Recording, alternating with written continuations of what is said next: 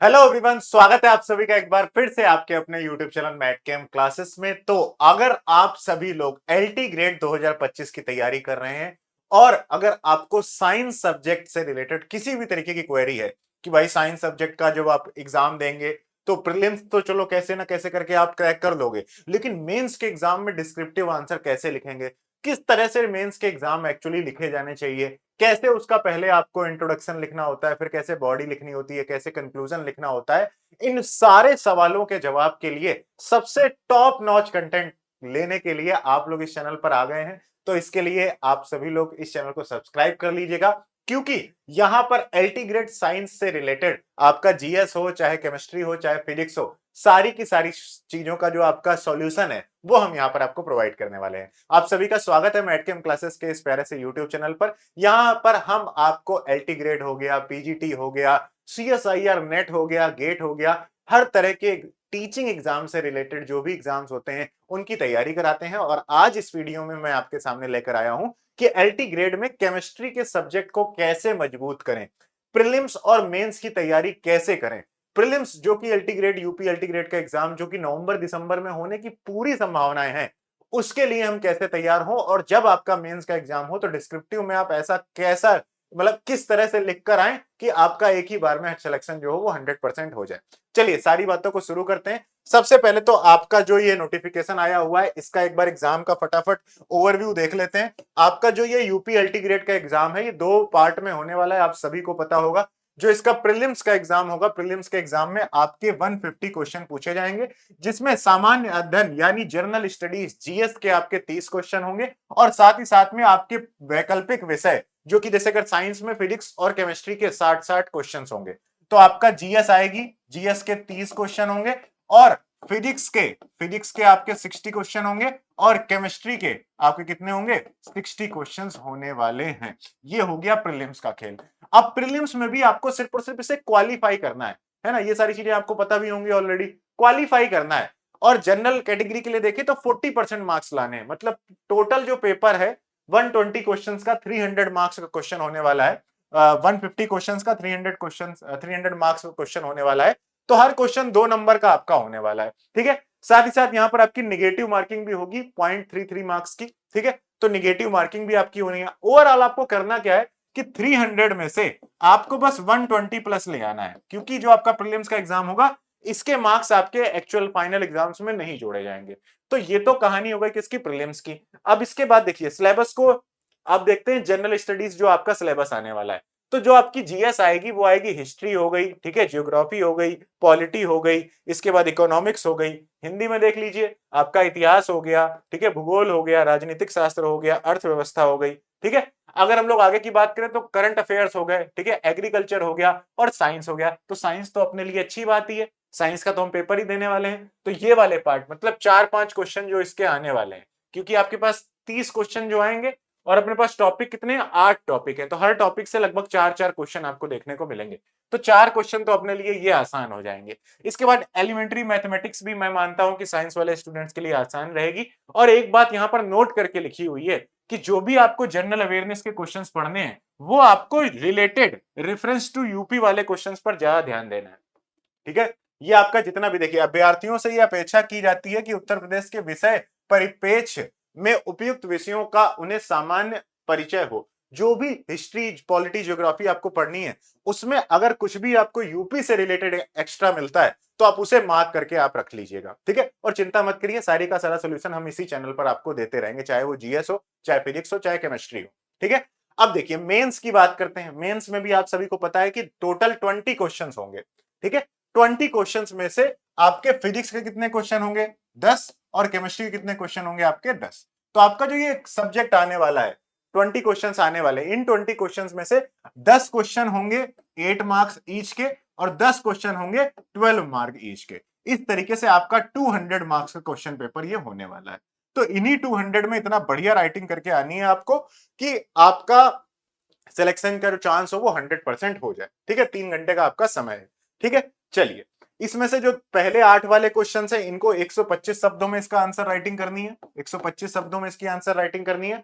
और जो 12 नंबर वाले क्वेश्चन है इनको आपको 200 शब्दों में क्या करनी है, क्वेश्चन प्रैक्टिस करनी है। तो इसकी प्रैक्टिस करनी पड़ेगी, कम से कम शब्दों में कैसे इफेक्टिव वे में लिखा जा सके। दूसरी बात, जो भी आपका सब्जेक्ट सिलेबस में लिखा हुआ है, सिर्फ और सिर्फ उसका ऊपर ऊपर से आइडिया लगाने से काम नहीं चलेगा, बिल्कुल डिटेल में बहुत अच्छे लेवल का आना चाहिए। इतना अच्छे लेवल का आना चाहिए कि आप एकदम तैयार हो कि हाँ बताइए क्या पूछना है आपको। इस लेवल की आपको तैयारी करनी पड़ेगी। तो जो स्पेशल टीचर्स हैं जिस सब्जेक्ट के, उससे ही आपको तैयारी करनी है, ये बात आप ध्यान रखिएगा। ठीक है, ऐसे नहीं कि आप कहीं से भी तैयारी करें। ठीक है, जैसे आप सिलेबस की बात कर लेते हैं, तो ये तो अपना फिजिक्स का सिलेबस हो गया।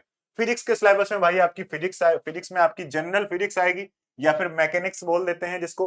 ठीक है, ग्रेविटी हो गया, उससे रिलेटेड क्वेश्चंस होंगे आपके। इसके बाद हीट चैप्टर से आपका क्वेश्चन आएगा, वेव और ऑसिलेशन चैप्टर से आपके क्वेश्चंस आएंगे, ऑप्टिक्स है आपके सिलेबस में, इलेक्ट्रिसिटी और मैग्नेटिज्म है आपके सिलेबस में, और मॉडर्न फिजिक्स है आपके सिलेबस में। तो ये तो बात हो गई फिजिक्स की, इसकी बात भी हम लोग एक दिन करेंगे। बट आज का अपना सेशन जो है वो केमिस्ट्री पर ज्यादा ध्यान दिया जाएगा कि केमिस्ट्री की तैयारी कैसे करनी है। ठीक है, केमिस्ट्री की तैयारी कैसे करनी है। एक बार मैं तुमको क्या करता हूं, प्रीवियस पेपर दिखाता हूं। ठीक है, आपके एलटी ग्रेड का, एलटी ग्रेड के 2018 का क्वेश्चन पेपर दिखाता हूं। ये देखिए एलटी ग्रेड 2018 का क्वेश्चन पेपर है। ठीक है, इस क्वेश्चन पेपर को देखो जरा ध्यान से। ये आपका प्रीलिम्स का क्वेश्चन पेपर है। पहले तो आई थिंक एक ही क्वेश्चन पेपर होता था, मेंस का तो तरीका था भी नहीं। तो ये क्वेश्चन देखिए आप, ये आपका क्वेश्चन पूछा गया है मैक्सवेल रिलेशन से। ये मैजिक स्क्वायर जो मैंने थर्मोडायनेमिक्स अभी जीआईसी के लिए पढ़ाई हुई है। ठीक है, SPVT। अब आप एक बात बताइए, ये मैक्सवेल रिलेशन अगर एलटी ग्रेड में पूछा जाएगा तो आप किस हिसाब से कह सकते हैं कि एलटी ग्रेड में जो टॉपिक है उनको हमें 10th लेवल तक पढ़ना है।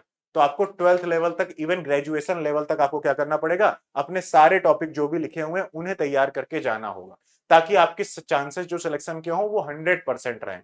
तो ये बात बड़ी इंपॉर्टेंट है। प्रीवियस ईयर पेपर्स को आप देखोगे, देखिए फर्स्ट लॉ, ये तो आपका मान लो एटॉमिक स्ट्रक्चर से रिलेटेड ही है। ठीक है, ये आपका फर्स्ट लॉ ऑफ थर्मोडायनेमिक्स से रिलेटेड क्वेश्चन है। ये प्रीवियस ईयर क्वेश्चन है आपके एलटी ग्रेड के। ठीक है, 2018 में जो आपका क्वेश्चन पेपर आया था। तो सिलेबस में वापस आते हैं। सिलेबस में क्या देखते हैं हम लोग, सिलेबस में जो आपके सामने ये केमिस्ट्री लिखी हुई है, ठीक है, या तो हिंदी में भी आप देख सकते हो सिलेबस। तो जो आपका सिलेबस ये लिखा हुआ है, ठीक है, सामान्य कार्बनिक रसायन, जिसे जीओसी जनरल ऑर्गेनिक केमिस्ट्री भी बोलते हैं, ये जनरल ऑर्गेनिक केमिस्ट्री आपको ऐसा नहीं है कि आपको सिर्फ और सिर्फ 10th लेवल तक पढ़नी है भाई, पूरा आपको आनी चाहिए 11 12।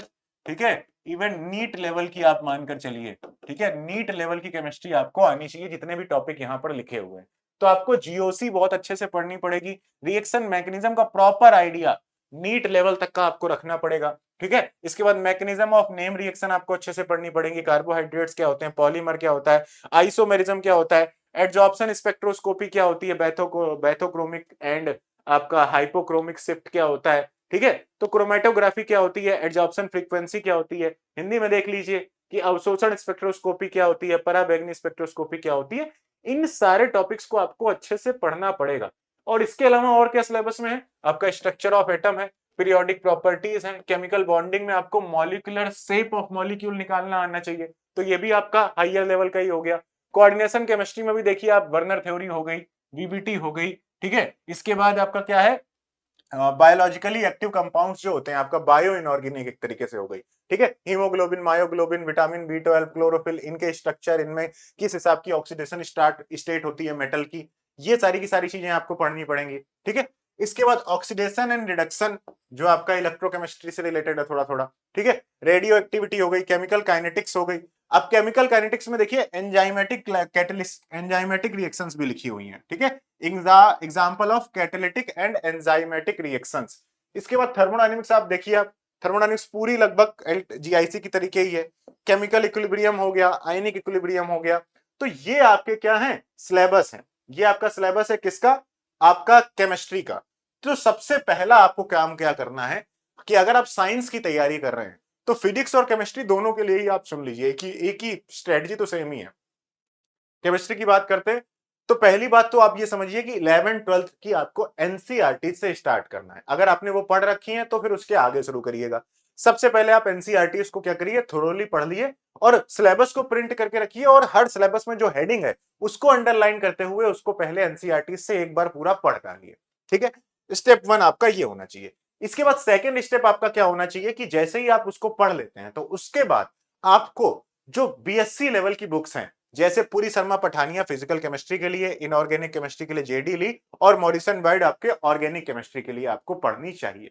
ठीक है, इसके बाद आप जब बेसिक क्रिएट कर लेंगे अपने, थोड़ा सा एडवांस केमिस्ट्री भी आप पढ़ लेंगे, तो उसके बाद आपकी बारी आती है किसकी, आपको क्वेश्चन प्रैक्टिस करने की। तो एलटी ग्रेड केमिस्ट्री के जो क्वेश्चंस मिल सकते हैं अच्छे अच्छे, जिसके लिए इस चैनल को सब्सक्राइब कर लीजिए, डेली 5 PM पर क्लासेस होती हैं, उनको देखा करिए। पीवाईक्यूज आप पढ़िए, ठीक है, पीवाईक्यू अच्छे से अच्छे करिए, जितने पीवाईक्यू आपको मिल जाए। इसके अलावा आपको जो टॉपिक पढ़ना है, एक बात ध्यान रखिएगा कि प्रीलिम्स की तैयारी अलग से मत करिएगा। ये बहुत लोग फंस जाओगे आप लोग, प्रीलिम्स तो निकाल ले जाओगे बट मेंस में डब्बा गोल हो जाएगा। तो इसलिए जब भी आप किसी एक टॉपिक को पकड़ें, जैसे अगर आपने जीओसी पकड़ ली कि भाई मुझे अब जीओसी पढ़नी है, सामान्य कार्बनिक रसायन पढ़नी है, तो आप जीओसी को ऐसा पढ़ना कि आपका प्रॉपर आइडिया हो जाए, मेंस के लिए भी और प्रीलिम्स के लिए भी। ये बात आप लोग ध्यान रखना। तो पहले एनसीईआरटी जब आप पूरी पढ़ लेना, उसके बाद जब मेंस, जब हायर स्टडी वाली बुक्स पढ़ना शुरू करना, तो डेली नहीं तो वीक में एक दिन आंसर राइटिंग की प्रैक्टिस आप लोग शुरू कर देना। ध्यान रखना, प्रीलिम्स और मेंस की तैयारी अलग अलग मत करना। एक टॉपिक पकड़ोगे तो उसे मेंस लेवल तक ही पढ़ डालना। आ रही बात समझ में? मतलब प्रॉपर अच्छे से पढ़ लेना कि उसे तुम लिख भी सको, और जैसा पढ़ना तो लिख लिख के नोट्स भी बनाना। सबसे इंपॉर्टेंट बात यह भी है, नोट्स भी आपको बनाने पड़ेंगे खुद के, क्योंकि खुद के नोट्स बनाओगे फिर उन नोट्स को पढ़ के जब आंसर राइटिंग करोगे तो सबसे बेस्ट होगा। तो ये भी बड़ी इंपॉर्टेंट टिप है आप सभी के लिए कि आंसर राइटिंग करेंगे और आप लोग नोट्स बनाएंगे, ठीक है।